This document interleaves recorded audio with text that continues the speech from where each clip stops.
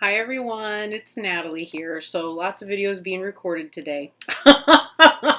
um, yeah, and I can tell I picked up some sun while I was out today with Noah because not all of this pink and red that's going on here is from the blush and stuff that I put on earlier. So got to step up that sunscreen. Anyway, yay spring. So I have this week's reading for us, and I'm going to be using the Threadbound Oracle. Ooh, it's so wonderful. This is a beautiful oracle by the marvelous Cedar McCloud, who we would know from the Numinous Tarot. So they came up with a new oracle deck that is based on literature and creating story. So literally, all of the cards are aspects of story and storytelling and literature, or there are 3 little suits in here. There's the suit of ink, and each of them is a septenary. There is the suit of paper, and there is a suit of thread. We have a thread in here. Maybe threads further back. Yes, there we go. So there's the ace of thread. So they definitely need to be shuffled because I put them back in order very recently to play with them again. Sometimes I have to do that, putting things in order and out of order. As I'm learning an oracle and working with it, creating different, actually there is no technical order. I was putting the suits in order, but then I was like, I think there's an order for me to some of these other cards. But anyway, that's how I learn. So I'm going to do a 9-card box spread because I find that this deck works really nicely reading directionally and reading as reading the way I would with Lenormand or Kipper or Sibylla. So we're going to flip the camera. Or really, we're going to tilt it sideways so that I can set that up. And in fact, I think what I'll probably do is go ahead and get the cards shuffled. And that way we can kind of just start with the box. All right, so we'll flip that around. So we're back to the old cell phone on a tripod trick here. It seems to work okay. It's not as brilliant as working with a regular camera, but you know, it'll do in a pinch. And we will have occasional cheering from and whooping, yes, from my happy drunken neighbors who are enjoying the new social distancing guidelines, which include being outdoors and not wearing a mask, which makes it much easier to get drunk. So, you know, I don't begrudge them that, frankly. Okay, so we're gonna start with a box spread a la Toni Puhle. So we're gonna regard this central card here in the middle, which is the 7 of tapestry. Oh, the 7 of thread, which is tapestry. It's our significator for this week. So if you happen to see the spread, or sorry, the Mo divination for this week, which would have been posted Saturday night, you already know that the divination for this week is Manjushri appears. So Manjushri is Dia. Manjushri appears is one of the most auspicious cards in the deck. Everything bodes well. So this week it seems, right, and it makes sense, right? We're in Taurus, so you know, the sun is in Taurus. So you know, the idea, the key words that are listed at the bottom of this card, you know, are interdependence, wisdom, and ancestry. And, you know, a sense that the whole tapestry is intact. I love the way this tapestry, you know, is woven together to look a lot like the cosmos or the sun. The feeling I have from this card is generally a sense that things are complete. They're exactly as they're supposed to be. You know, we're in a place where all of the different factors that weave together the fabric of our lives,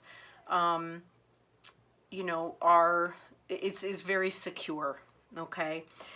The card here in the middle to the left represents the near past. This would be the near future. So in the recent past, you know, we've been working towards a greater sense of community, responsibility, looking at how all of the threads and the various parts of our lives weave together to create the lives that we have right now.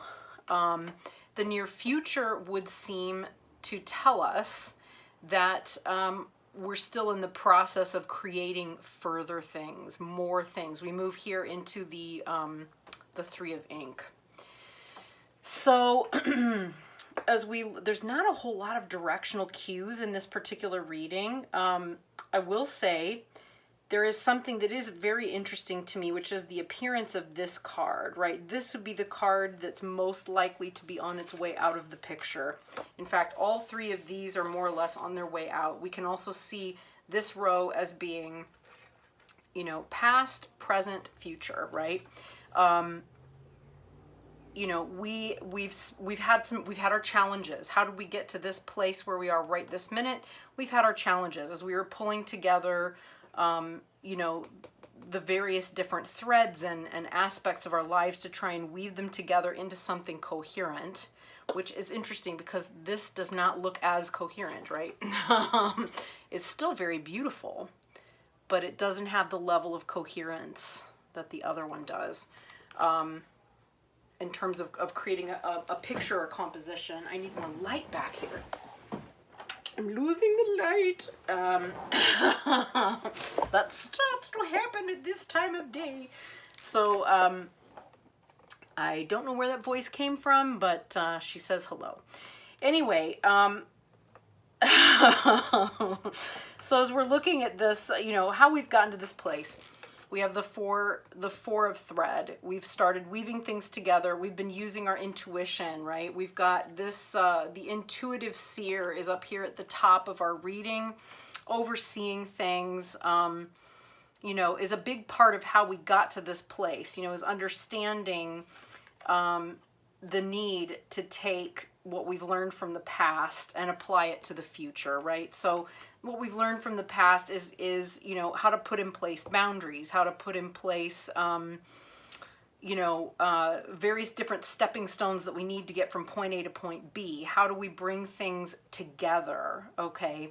You know, we've also been, this is so appropriate, we've been through a lot of shit, y'all. We've been through our mountain, okay? The mountain in this deck is no different than it would be, you know, really in a lot of other decks, right? So we've got the keywords here. I'm hoping that the light is enough. In case it's not, it is challenges, adversity, and endurance, right? So we've been through all of that stuff. And as we move towards the future to this point or place, you know, the inner seer in all of us is taking into account what's needed to take place, right, in order to begin to weave things together in a way that makes it more coherent, right? I love this parity too between the spiral in this card and this card. So the seer is taking into account all of this past in terms of thinking, thought, ideas, etc., and is looking at how to weigh the options in order to create something new, to tap into the resources that we need in order to move forward and continue writing a story that's worth reading. How do you like that?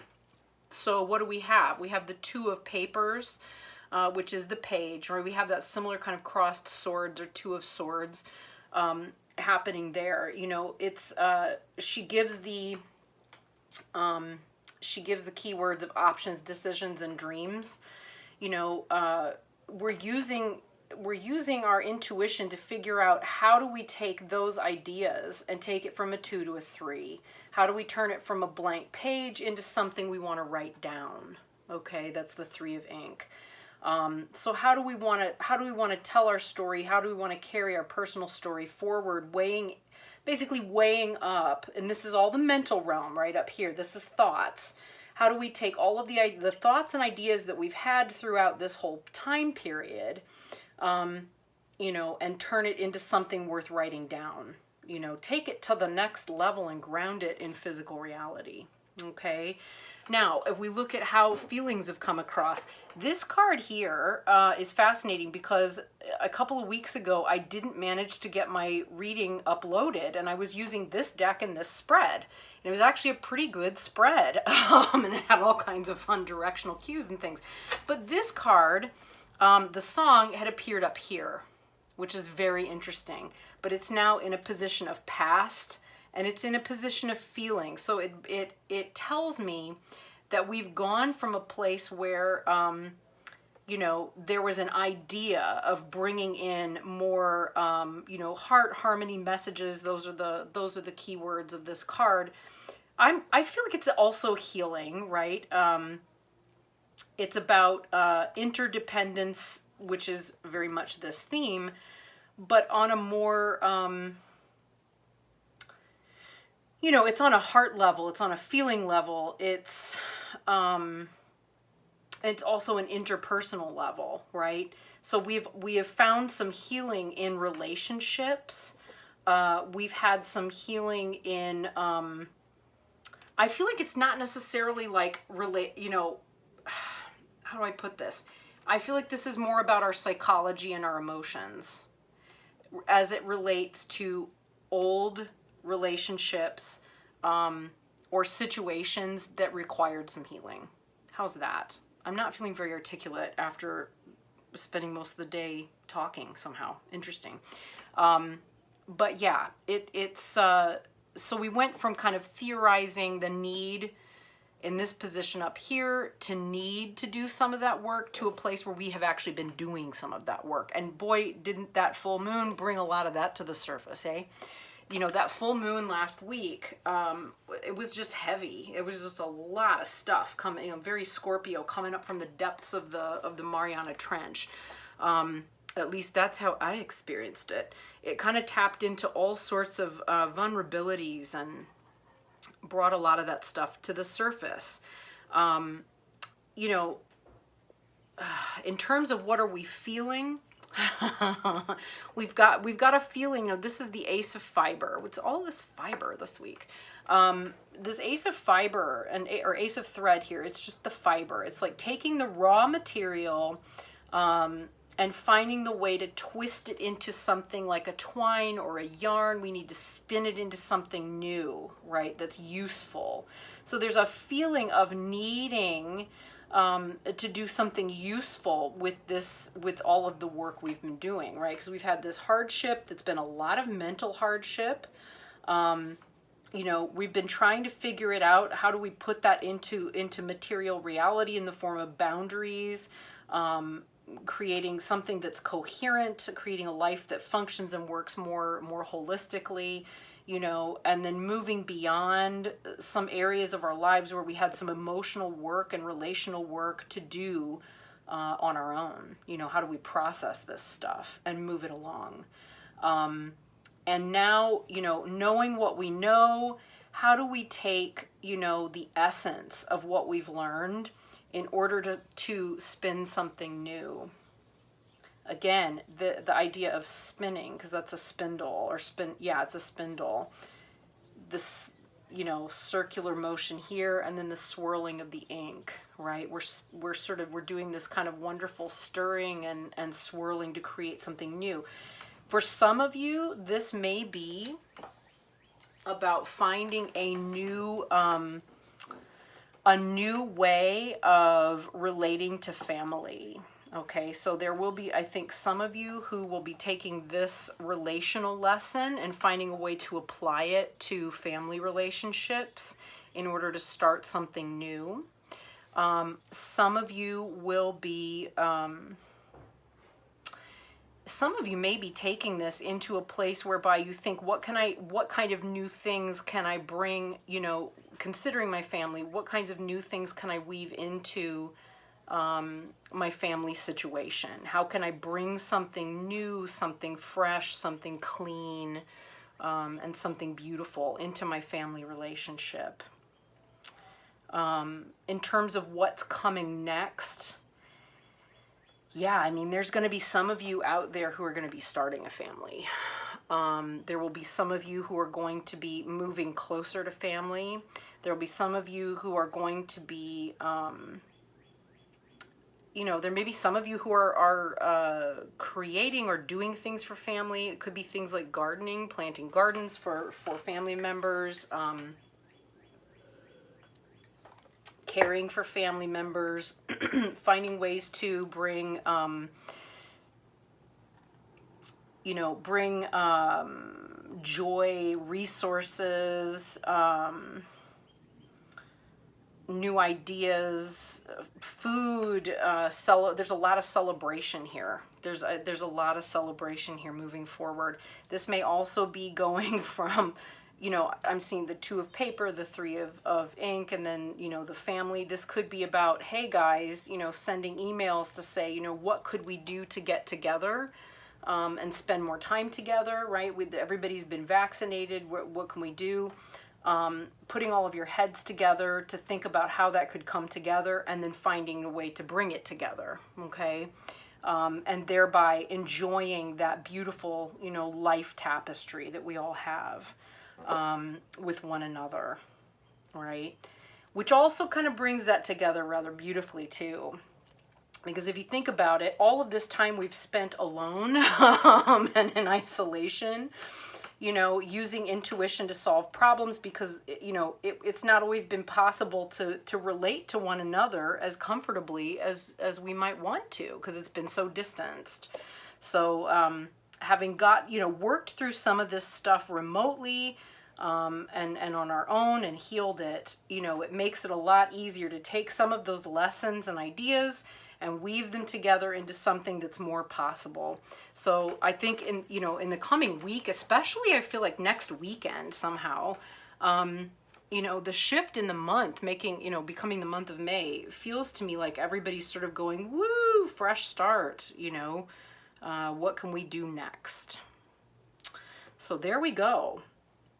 I think that's probably about it. I don't know that I really feel like there's a necessary recap here.